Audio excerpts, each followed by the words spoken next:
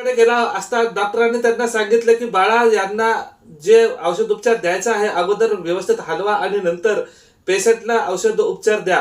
तर घरच्या लोकांनी त्या पेशंटला औषध उपचार करण्यापूर्वी त्याला एवढं हलवलं की तो जागीच, समजलं ना,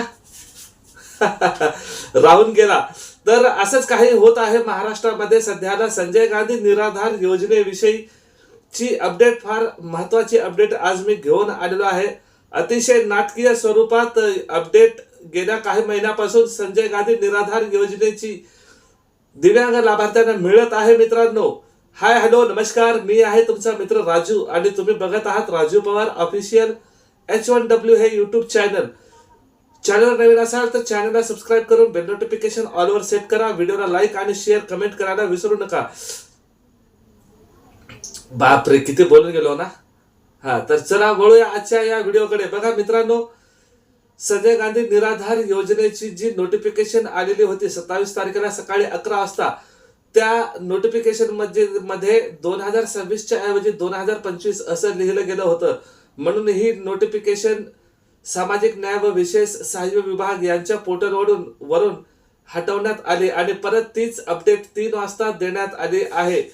दिनांक 27 जानेवारी दुपारी 3 वाजल्यापासून तर दिनांक 28 जानेवारी 2026 7 वाजेपर्यंत. हेच तर खरं नाटक आहे.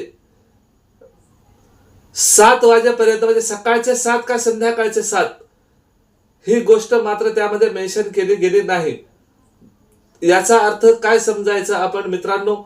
तर संजय गांधी निराधार योजनेचे जे पैसे आहेत हे तुमच्या खात्यावर जमा होणार 28 तारखेला होणार का 29ला, असं त्यामध्ये क्लिअरली मेन्शन केलं गेलं नाही.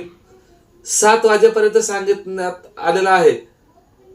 कदाचित संध्याकाळच्या 7 वाजेपर्यंत असेल. तर 27 जानेवारी 2026 दुपारी 3 वाजल्यापासून संजय गांधी निराधार योजनेची जी वेबसाईट आहे सामाजिक न्याय व विशेष सहाय्य विभागाची, ती वेबसाईट सक्रिय नसणार आहे मित्रांनो. म्हणजे या वेबसाईटवर पेन्शन वितरणाचं कामकाज सुरू असणार आहे. तर तुम्ही इतर कोणतेही काम या वेबसाईटवर करू शकत नाही. आज संध्याकाळपर्यंत पैसे येऊ शकतात.